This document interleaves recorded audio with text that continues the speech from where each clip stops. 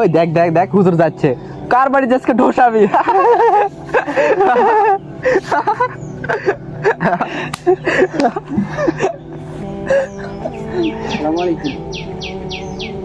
ওয়ালাইকুম সালাম।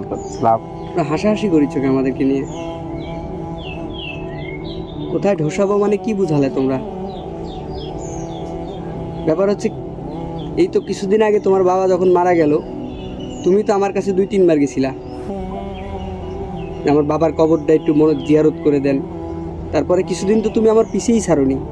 তোমার বাড়িতে ভালো মন্দ হইলে তুমি আমারে দাওয়াত দিছো, আমি গেছি, খাসি, আসছি।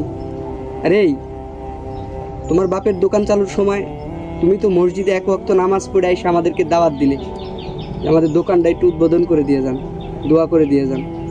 সেদিনও তো আমি আসছিলাম। আচ্ছা, তোমরা দাওয়াত দিলে আমরা যদি যাই, এটা কি আমাদের অপরাধ?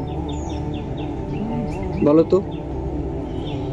না, তাহলে তোমরা আমাদেরকে নিয়ে আর হাসাহাসি করো কি জন্যে? তোমরাই আমাদের দাওয়াত দাও, আমরা যদি দাওয়াত খাইতে যাই তাহলে আমরা হুজুরেরা সব বাড়ি বাড়ি খায়া বেড়াই। তোমাদের চিন্তাধারাগুলো এরকম কেন? তোমাদের মন মানসিকতা এরকম কেন? আমাদের জায়গায় একবার ভাবো আইসা। তোমরা দাওয়াত দিলে আমরা যাইতে বাধ্য থাকি, না গেলে আমাদের দোষ। কথা একটা হিসাব ছাড়া বললে আমাদের দোষ, সব জায়গায় আমাদের দোষ। আচ্ছা, তোমরা কি আমাদের এই হুজুরদের দোষ ধরার চাকরি নিছো? বলো। না। যা বলছো আমি কিছু মনে করিনি, তোমরা আর ভবিষ্যতে এরকম করবা না। হুজুর আমাদের ভুল হয়ে গেছে, আমাদের ক্ষমা করে দেন। আমি তো ক্ষমা করার মালিক না, মালিক ওপর আল্লাহ। তুমি যদি ক্ষমা চাও ওপর আল্লাহর কাছে চাও। আর এখানে বসে আছো কেন? নামাজের সময় হয়ে গেল, চলো নামাজ দিই।